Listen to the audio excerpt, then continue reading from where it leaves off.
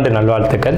அதாவது நம்ம தமிழர்கள் தமிழ் புத்தாண்டை தான் நம்ம வந்து விசேஷமாக கொண்டாடணும் அப்படின்ற ஒரு அமைப்பில் வந்துட்டு இந்த தமிழ் புத்தாண்டு அப்படிங்கிறது வரக்கூடிய ஏப்ரல் 14 தொடங்க இருக்குது. நம்மளுடைய தமிழர்களுடைய ஒரு பண்பாட்டில், நம்மளுடைய கணித முறைகளில், நம்மளுடைய சாஸ்திர முறைகளில் முன்னோர்கள் வகுத்து கொடுத்தது எது அப்படின்னு கேட்டிங்கன்னா சித்திரை 1 தான் நமக்கு தமிழ் புத்தாண்டு.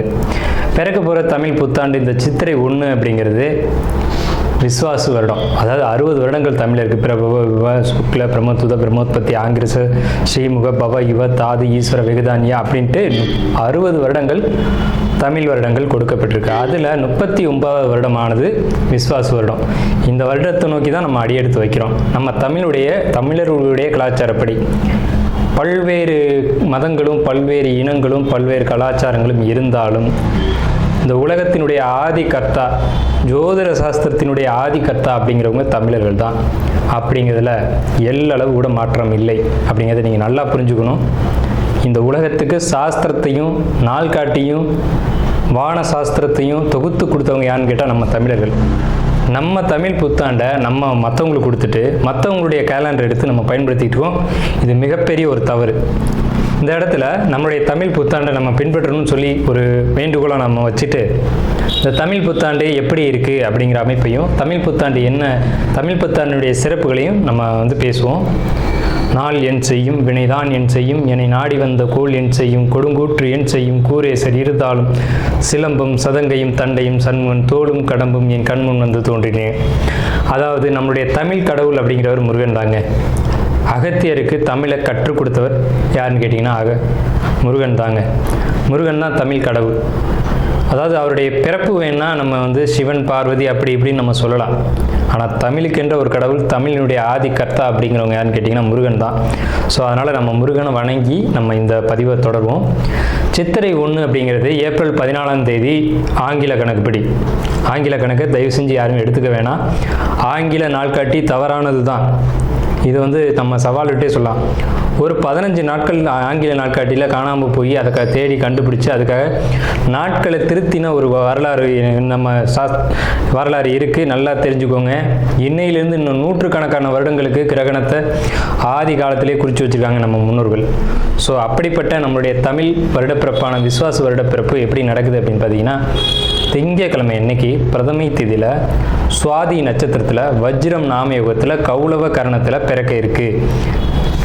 இந்த சித்திரை 1 தாங்க கேரளாவில் ஐயப்பனுக்கு நடை திறப்பு முதல்ல நடக்கக்கூடிய நாள் அப்படின்னா சித்திரை விசு அப்படின்னு சொல்லுவாங்க. விசு அப்படின்னா சமப்படுத்துதல் அப்படின்னு பேர். சித்திரை விசு அப்படிங்கிறத கேரளாவில் விசேஷமாக கொண்டாடுறாங்க. ஏன்னா நம்மகிட்டேருந்து பிழிஞ்சு போன ஒரு மொழி வந்து மலையாளம் அப்படிங்கிறது. சரி, விஸ்வாசு வருடத்துக்கு நம்ம முன்னோர்கள் என்ன விளக்கம் கொடுத்துருக்காங்க அப்படின்னா, விஸ்வாசு அப்படின்ற சொல் வந்துட்டு நேர்மை, நீதி, செல்வம் அப்படின்னு உயர்ந்த ஒரு அர்த்தத்தை வச்சுருக்காங்க. நம்மளுடைய தமிழ் மொழிக்கு நம்ம தமிழ்லேயே அர்த்தங்கள் தேட வேண்டிய ஒரு காலகட்டம் வந்தாச்சு. சரி, இந்த விஸ்வாசு வருடம் அப்படிங்கிறது நேர்மை, நீதி, செல்வம் அப்படிங்கிற ஒரு அர்த்தத்தில் வருது இந்த சொல் அப்படிங்கிறது. இந்த விஸ்வாசு வருடத்துக்கு உண்டான பலன்களாக நம்ம முன்னோர்கள் என்ன சொல்லியிருக்காங்க அப்படின்னு பார்த்தீங்கன்னா, விஸ்வாசு வருடம் தன்னில் வேளாண்மை ஏறும், பசுமாடும் மாடும் பழிக்கும், சிசு நாசம், மறையோர்கள் வாழ்வார்கள், மாதவங்கள் மீறுமே, மற்றுலகில் உண்டு மலை அப்படின்னு சொல்லியிருக்காங்க.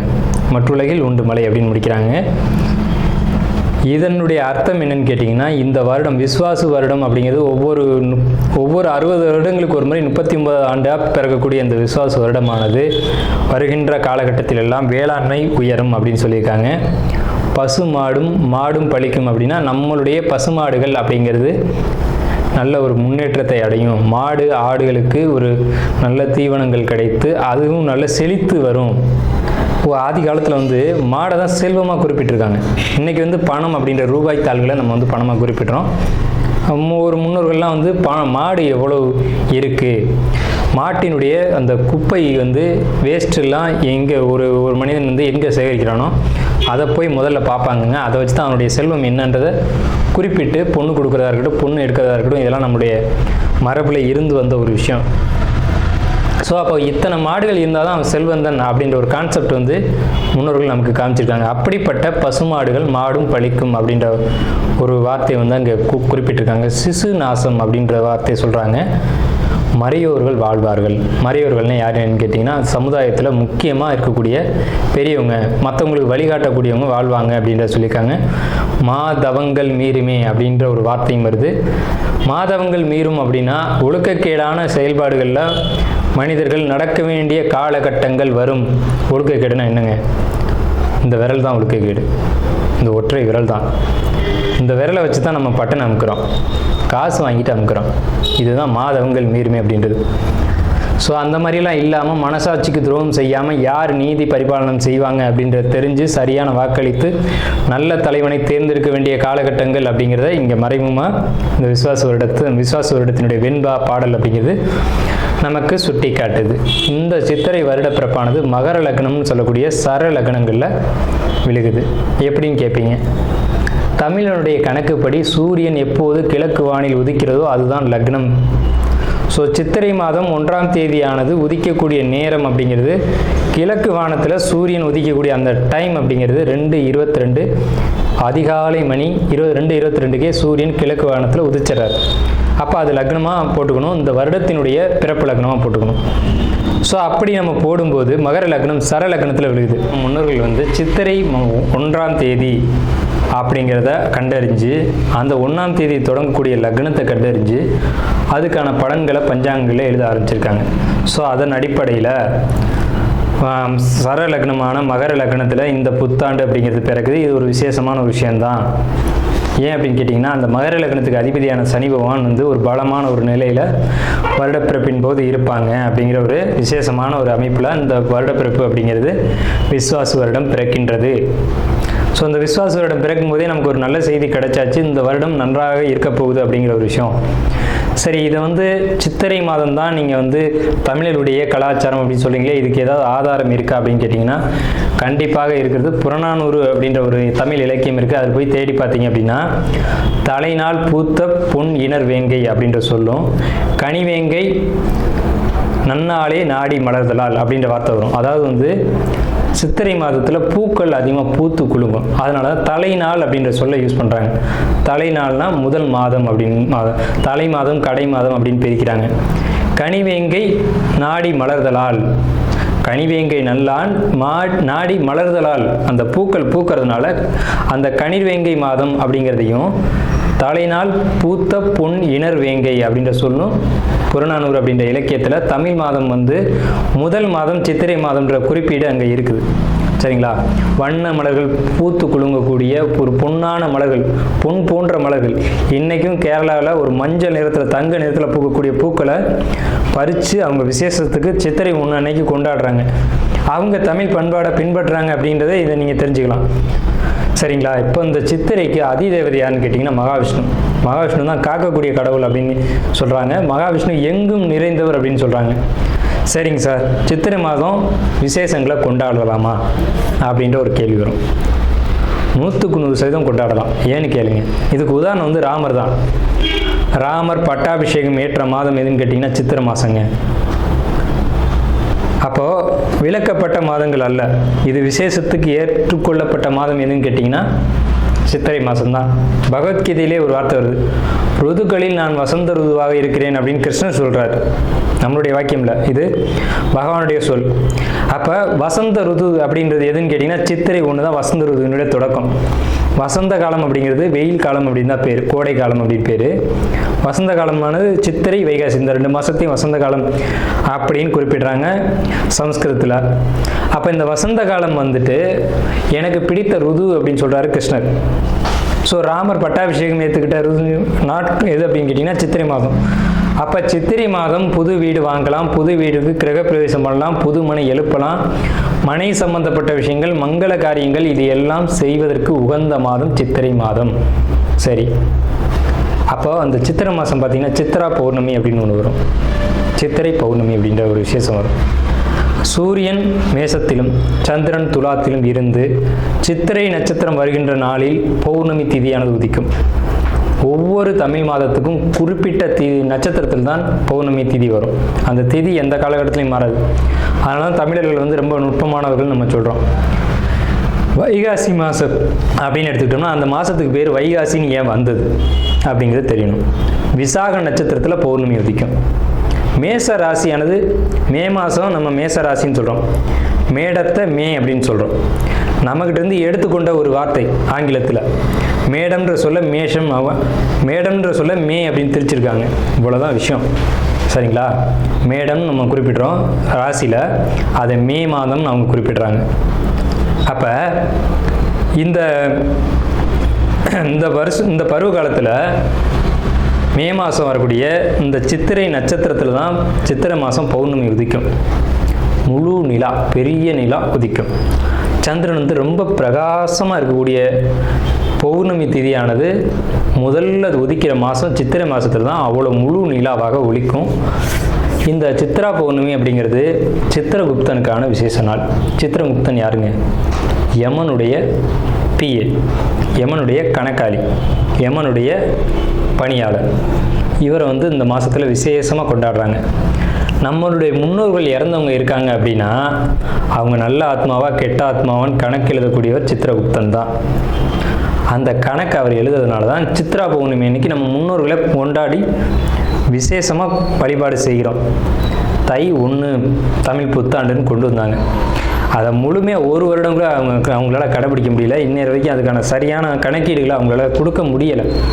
வார்த்தைக்கு தை 1 தான், இது வந்து நாங்கள் ஆதாரத்தை கண்டுபிடிச்சிட்டோம், எங்கள்கிட்ட இது இருக்குது அது இருக்குது அப்படின்லாம் சொன்னாங்க. ஆனால் ஒரு தெளிவான ஒரு விஷயத்தை அவங்களால கொடுக்க முடியல. அதுக்கான ஒரு காலண்டரையோ நாட்காட்டியோ அவங்களால கொடுக்க முடியல. சித்திரை 1 தான் தமிழர்களுக்கான புத்தாண்டு. அந்த புத்தாண்டை விசேஷமாக கொண்டாடணும். எப்படிலாம் கொண்டாடலாம் சார்? எப்படி கொண்டாடலாம்? சித்திரை மாதத்துக்கு முத நாளே அதுக்கு நம்ம தயாராகணும். நம்மளுடைய பாரம்பரிய உடைகளை அன்றைக்கி அணியணும். என்னது நம்ம பாரம்பரிய உடை அப்படின்னு கேட்டிங்கன்னா, தும்பப்பூ மல்லு வேட்டின்னு கேள்விப்பட்டிருப்பீங்க. மல்லு வேட்டி வந்து தும்ப நிறத்தில் தாங்க இருக்கும். தமிழருடைய உடை அப்படின்னு எடுத்துக்கிட்டிங்கன்னா, நம்ம வந்து வெயிலில் இருக்கக்கூடியவங்க, விவசாயம் பண்ணக்கூடியவங்க, உழைக்கக்கூடியவங்க, நமக்கு வந்து மல்லு வேட்டி தான் ஒத்து வரும். இந்த இப்போ கலாச்சாரம் மாறிடுச்சு, என்னென்னவோ உடைகள் அணிகிறாங்க. அதெல்லாம் நமக்கான உடை கிடையாது. தும்பப்பூ மல்லு வேட்டி தான் நமக்கான உடை. அப்போ இந்த மல்லு துணியை தான் நம்ம வஸ்திரத்தை அணியணும். மேல் சட்டை போடக்கூடிய வழக்கம் நம்மளுடைய கலாச்சாரத்தில் கிடையாது. அப்படி போடுறது ரொம்ப தவறான விஷயம். நம்ம தவறான விஷயத்தை நோக்கி போய்கிட்டுருவோம். ஒரு ஊசியில் குத்தி ஒரு துணியை நெஞ்சு நீங்கள் போட்டிங்கன்னா நீங்கள் தமிழர்களே கிடையாது. உறுதியாக சொல்லுவேன். வெறும் துணியை நூலில் கோக்காமல் அணிகிறவன் தான் உண்மையான தமிழன். இதை மறுத்து பேசவே முடியாது. இதுதான் உண்மையான வரலாறு. அதாவது ஒரு துணியை எடுத்து அப்படியே உடலில் சுற்றிக்கணும், அவன் தான் தமிழன்.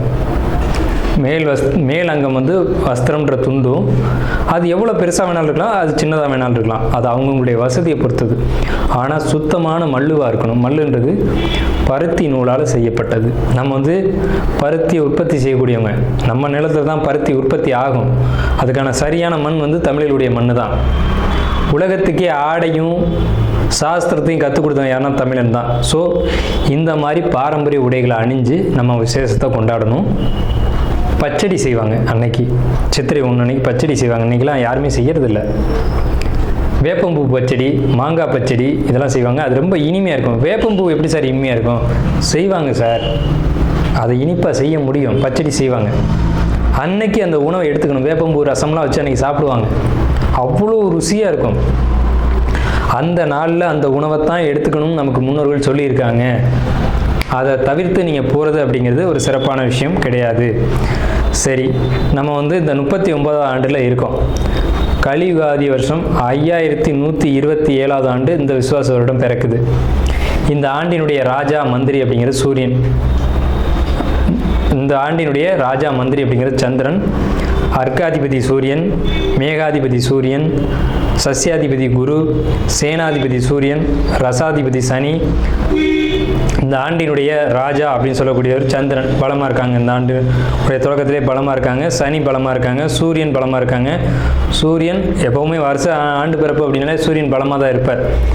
அது என்ன ஸ்பெஷல்னு கேட்டிங்கன்னா, அந்த வீடு வந்து எந்த ஒரு பலகீனமும் அடையாமல் இருக்குது. மேசராசி. சஸ்யாதிபதி குரு அதீத பலத்தில் இருக்கார். எப்படின்னு கேட்டிங்கன்னா, பரிவர்த்தனை யோகத்தில் குரு சுக்கிரன் பரிவர்த்தனையில் தங்களுடைய வீடுகளை மாற்றிக்கிட்டு, பகைக்கிறவங்கள் தான் குரு சுக்கிரன், ஆனால் தங்களுடைய வீடுகளை பரிமாற்றம் செஞ்சுக்கிட்டு நல்ல ஒரு பலமான நிலையில் இருக்காங்க. இந்த வருஷம் மழை வந்து ரொம்ப அற்புதமாக பெய்யும். சகல ஜீவராசிகளுக்கும் உணவுகள் தட்டுப்பாடு இல்லாமல் கிடைக்கும். ரொம்ப பெரிய ஒரு அற்புதமான விஷயம். அன்னதானங்கள், கோயில் விசேஷங்கள் சிறப்பாக நடக்கும். ஆனால் அந்த புனித யாத்திரைக்குள் போகக்கூடியவங்களுக்கு இந்த விஸ்வாச வருடம் அவ்வளோ சிறப்பாக இல்லை. அங்கே சில நெருக்கடிகள், தொந்தரவுகள் இருக்கலாம் அப்படின்ற ஒரு சின்ன மைனஸ் மட்டும்தான் இருக்குது. அதே நேரத்தில் உணவு உற்பத்திகள் அப்படிங்கிறது அதிகரிக்கும். மழை நல்லா பொழியும். அணு ஆயுத உற்பத்திகள் அதிகமாக இருக்கும். ஆயுதங்கள், இரும்பு, எஃகு போன்ற விஷயங்களுடைய உற்பத்தி அதிகரிக்கும். மருத்துவத்தில் இந்திய தேசம் முதலிடத்தை வகிக்கும். வட மாநிலங்களில் வெள்ள பாதிப்புகள் ஏற்படும். மின்சார தடைகள் அடிக்கடி ஏற்படும். பேட்டரி வாகனங்கள் அதிகரிக்கும். பெரும்பாலும் இந்த பெட்ரோலியம் சம்மந்தப்பட்ட வாகனங்கள் அப்படிங்கிறது குறையும். தங்கம், வெள்ளி உளைச்சல் அப்படிங்கிறது உச்சத்தை அடையும். விலை உச்சத்தை அடையும். தங்கம், வெள்ளியை பொறுத்த வரைக்கும், ஆபரணங்களை பொறுத்த வரைக்கும் விலை உச்சத்தை அடையும். ஆனால் விலையும் அதிகம் அடையும் போதெல்லாம் அந்த விற்பனையும் அதிகமாகும். நல்ல லாபங்கள் கிடைக்கும். அதிகமாக தங்க நகைகளை வாங்கி அணியக்கூடியதும் சேமிக்கக்கூடியதும் இந்த ஆண்டு மக்கள் செய்வாங்க. சுரங்கம், பெட்ரோலியம், கிணறு இதை பொறுத்த வரைக்கும் விபத்துக்கள் ஏற்படுத்தி கொண்டே இருக்கும். பெண்களுக்கு அவமரியாதைகளும் பாலியல் தொந்தரவும் நடைபெறும். இது ஒரு மைனஸ் தாங்க. பூச்சி, கருவண்டு இந்த மாதிரியான விஷயங்கள் அதிகரிக்கும்.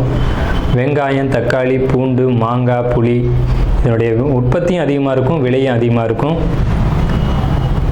மனிதர்களுக்கு இந்த நடைப்பயணம் போகக்கூடியவங்களுக்கு மட்டும் கொஞ்சம் தொந்தரவுகள் இருக்குங்க. இது இந்த ஆண்டினுடைய பலனாக இருக்குது. இந்த ஆண்டு எப்படி கொண்டாடணும் அப்படின்றத பற்றி நம்ம பேசணும், சரிங்களா? அப்போ அந்த நாளில் புத்தாடைகள் அணிஞ்சு விசேஷமாக நம்ம அதுக்கு முத நாளே தயாராகிடணும். சித்திரை கனி காணுதல் அப்படின்னு சொல்லுவாங்க. சித்திரை கனி காணுதல் தமிழர்களுடைய ஒரு மரபான பண்பாடு.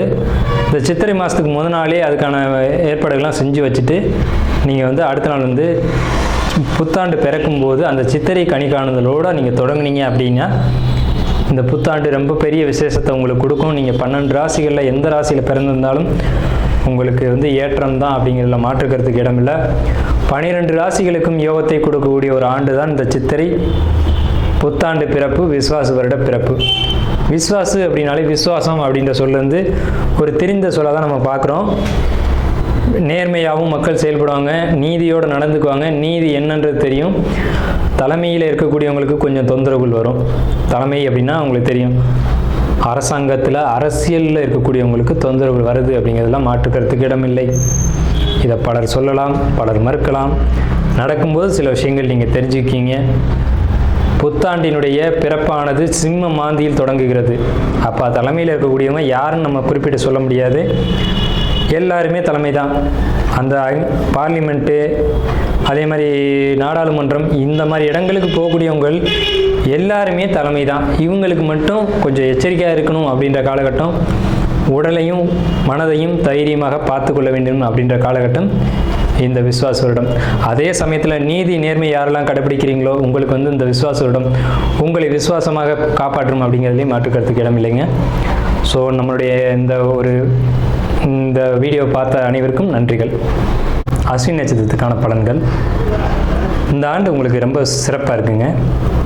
மன உளைச்சல்கள் உண்டு, அதை நீங்கள் குறைச்சிக்கலாம். தந்தை வழியில் நல்ல விஷயங்கள் அப்படிங்கிறது இருக்கும். பூர்வீக சொத்துல தடை அப்படிங்கிறது இருக்கும். எதிரிகளுடைய தொந்தரவு அப்படிங்கிறது இருக்கும். இது எல்லாத்தையும் நீங்கள் கோவப்படாமல் இருந்தீங்க அப்படின்னா, கோவப்பட்டு தேவையற்ற வார்த்தைகளை பேசாமல் இருந்தீங்கன்னா தவிர்த்துக்கலாம். ஸோ எதிரி தொந்தரவோ, அதாவது கடன் பிரச்சனையும் இருக்குது. கடன் பிரச்சனையை கூட படிப்படியாக சரி பண்ணிக்கலாம். ஆனால் எதிரி தொந்தரவோ அல்லது சொத்து தடையோ சரி செய்யணும் அப்படின்னா நீங்கள் கோவப்படாமல் இருக்கணும். மொத்தத்தில் அஸ்வினி நட்சத்திரத்துக்கு விஸ்வாச வருடம் ரொம்ப நல்ல பலன்களை தான் கொடுக்க காத்துக்கிட்டு இருக்குங்க. தமிழ் புத்தாண்டு விஸ்வாச வருடம் நடக்கக்கூடிய இந்த புத்தாண்டு எப்படி இருக்கும் மேசராசிக்கு அப்படின்னு ஒரு கேள்வி எல்லா மேசராசிக்காரங்களுக்கும் இருக்க தான் செய்யும். இது இயல்பான ஒரு விஷயம்தான். விஸ்வாச வருடம் அப்படின்னா என்ன? விஸ்வாசு அப்படின்னா ஒரு நேர்மை, ஒரு ஒழுக்கம், ஒரு நீதி, ஒரு செல்வம் இப்படின்ற பொருளை முன்னோர்கள் வகுத்து கொடுத்துருக்காங்க. இப்படிப்பட்ட இந்த விஸ்வாச வருடத்தில் மேசராசிக்கு என்ன பலன்கள் நடக்கும் அப்படிங்கிறத நம்ம பார்க்குறோம். விஸ்வாச வருடம் தன்னில் வேளாண்மை ஏறும், பசுமாடு மாடும் பலிக்கும்,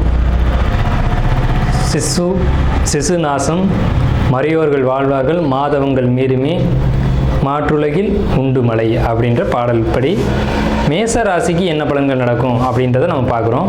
விஸ்வாச வருடம் தமிழ் வருடங்களில் 60 வருடங்களில் பிரபவ, விபவ, சுக்ல, பிரமோத்துத, பிரமோத்பத்தி, ஆகிய, ஸ்ரீமுக, பவ, யுவ, தாது, ஈஸ்வர, வெகுதானியா அப்படின்ற வரிசையில் 39வது எண்ணிக்கையில் இந்த விசுவாச ஆண்டானது பிறக்குது. இந்த விசுவாச வருடம் அப்படிங்கிறது ஒரு சுபமான நல்ல ஆண்டு அப்படின்னு தான் அர்த்தம். இந்த வருடம் வந்து எல்லா வகையிலையுமே எல்லாருக்குமே நல்ல ஒரு பலன்களை தான் கொடுக்குது. ஸோ மேசராசிக்காரங்களான உங்களுக்கு நல்ல பலன்களை கொடுக்குதா அப்படிங்கிறது கேள்வி. வெற்றியா தோல்வியா, ஜெயிச்சிருவோமா ஜெயிக்க மாட்டோமா அப்படிங்கிற ஒரு கேள்வியோடு நீங்கள் இருக்கீங்க.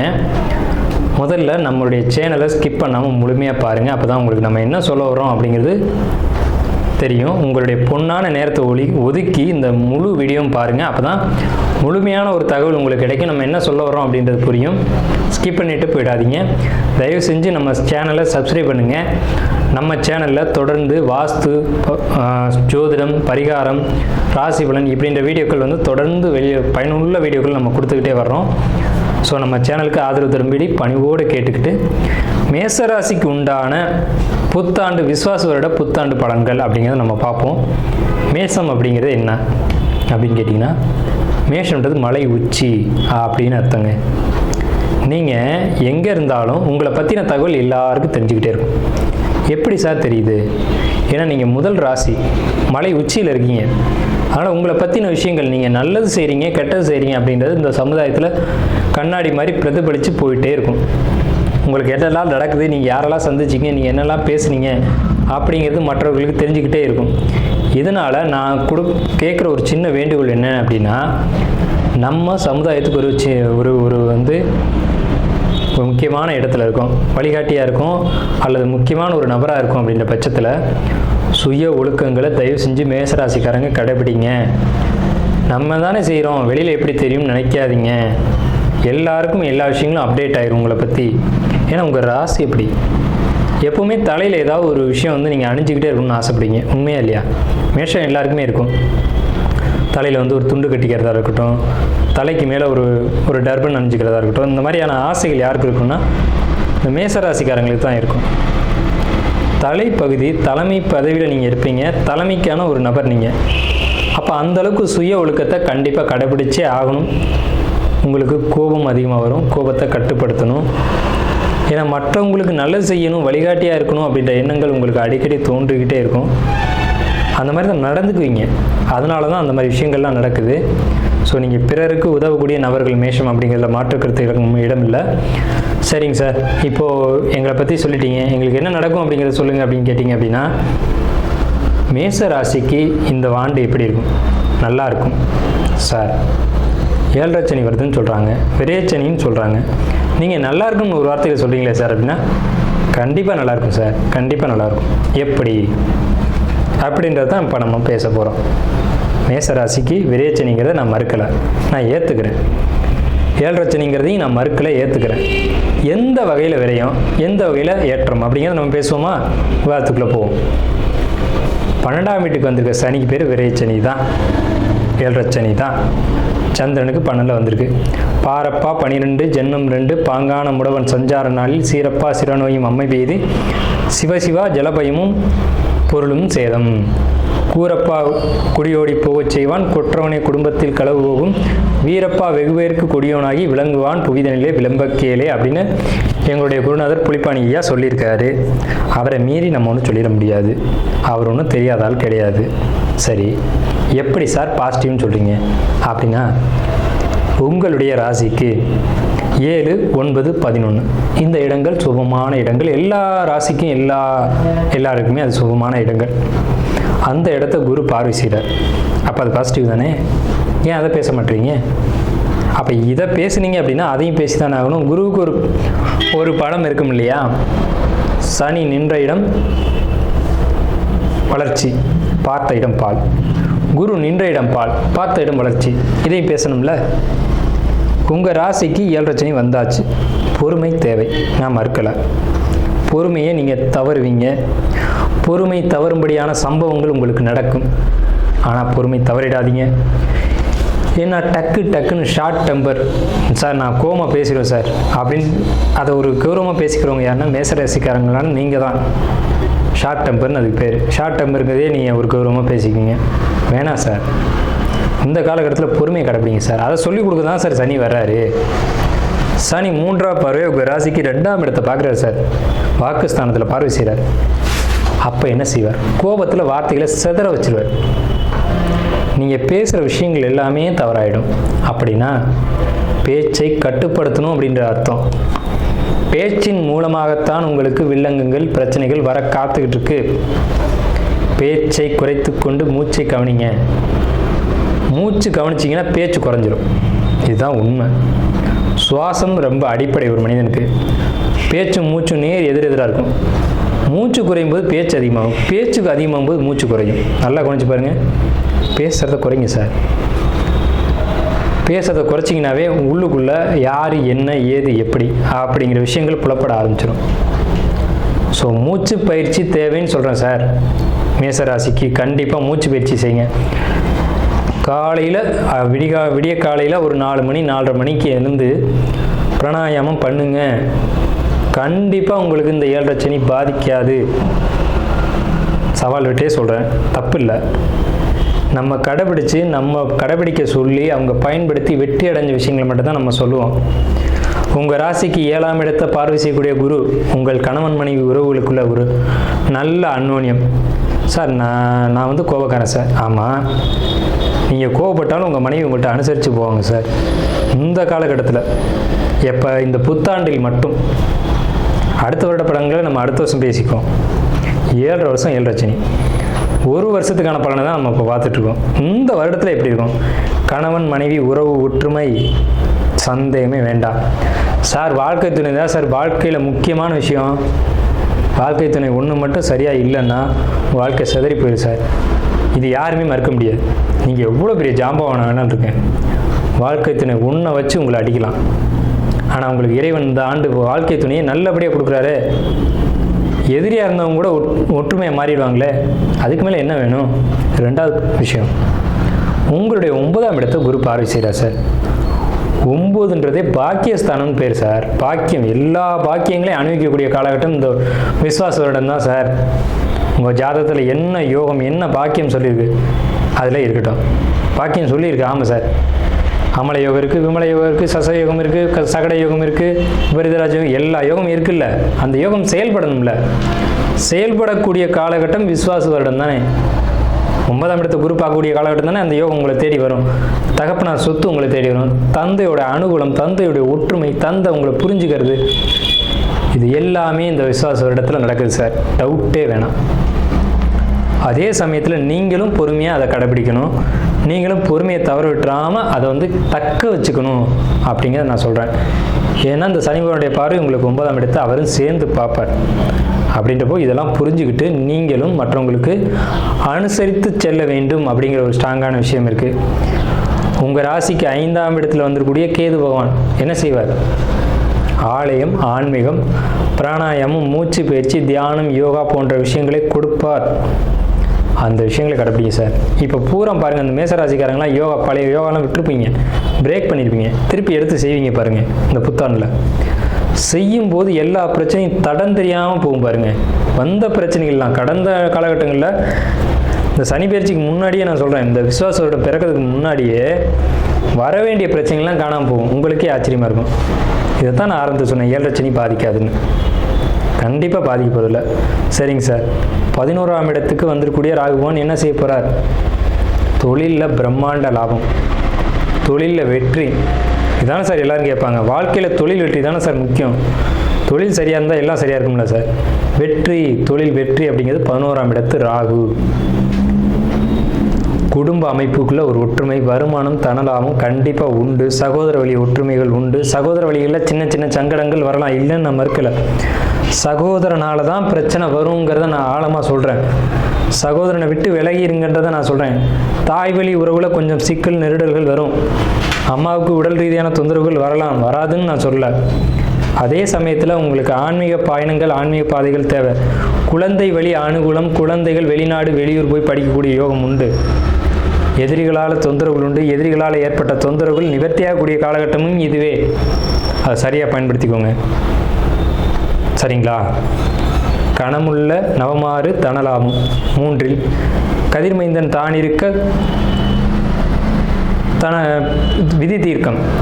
கணமுள்ள தனமாறு லாபம் 3 கதிர்மைந்தன் தானிற்க விதி தீர்க்கும் தனலாபம் பிதிர்தோஷம் சத்ருபங்கன் தரணிதனின் பேர் விளங்கும் அரசன் லாபம் அப்படிங்கிறாங்க. அப்போ இந்த காலகட்டத்தில் சனி பயிற்சியானது உங்களுக்கு தனலாபத்தையும் ஒரு பிதிர்தோஷம் இருந்தாலும் சத்ருபங்கம் எதிரியை ஜெயிக்கக்கூடிய காலகட்டம்னு சொல்லிட்டாங்க. ஸோ இந்த காலகட்டம் நீங்கள் எதிரியை ஜெயிக்கக்கூடிய காலகட்டம். 7 சனியில் நீங்கள் தான் கவனமாக இருக்கணும், எதிரிகளுக்கு இடம் கொடுத்து விடக்கூடாது. அப்போ நீங்கள் கோவப்பட்டால் மட்டும்தான் சார் பிரச்சனை, வேறு எங்கேயுமே தொந்தரவு இல்லை சார். பாசிட்டிவான பலன்கள் 70% இருக்குது சார். கண்டிப்பான முறையில் பாகிஸ்தான் நல்லா இருக்குது, தந்தை வழி அனுகூலம் நல்லா இருக்குது, தொழில் நல்லா இருக்குது, தொழிலில் லாபம் பிரம்மாண்டமாக இருக்குது, தொழில் நஷ்டம் குறைவாக தான் இருக்குது. தொழில் நஷ்டம் அப்படிங்கிறது இந்த ஆண்டு விஸ்வாச வருடத்தில் மேசராசிக்கு இல்லை. தொழில் இடமாற்றம், தொழில் மாற்றம் இது நிச்சயமாக இருக்குது சார். தொழிலை ஒரு இடத்துல பண்ணுறீங்க சார், இடம் மாற்றினா கொஞ்சம் பணம் கைப்பிடிக்குமே சார். ஆமாம், ஆனால் அது நீடித்த ஒரு வளர்ச்சிக்கு போகுமே, அதையும் பேச மாட்டீங்க. விரயச்சனிக்கு விரயம் செய்யணும், சுப விரயம் செய்யணும். தொழிலை மாற்றுங்க, தொழிலை மாற்றுங்கன்னு சொல்ல, தொழிலை இடம் மாற்றுங்கன்னு சொல்கிறோம். தொழில் ஒரு இடத்துல பண்ணியிருக்கீங்க சார், அது சரியாக இல்லை, அந்த இடம் வந்து ஒரு வசதியாக இல்லை. இன்னொரு இடம் வசதியாக வருது சார், ஆனால் கொஞ்சம் கன்வீனியன்ட் இருக்குது, ஆனால் அதனால விரயங்கள் வருது அப்படின்னா அந்த விரயம் சுப விரயம் தானே சார். எனக்கு பையன் இருக்கான் சார், எதுவுமே காது குத்தில் விசேஷம் வைக்கல, வைங்க நல்லா இருக்கும்ல. எல்லா உறவுகளும் ஒன்று சேருவீங்கல்ல, அந்த காரியத்தை செய்யுங்க சார். எனக்கு பொண்ணு இருக்கா, பொண்ணுக்கு ஒரு விசேஷம் வைங்க, பொண்ணை கேட்பாங்கல்ல, பொண்ணை கொடுக்கலாம்ல, பொண்ணுக்கு திருமண தடைன்றது அங்கே உடையதில்லை.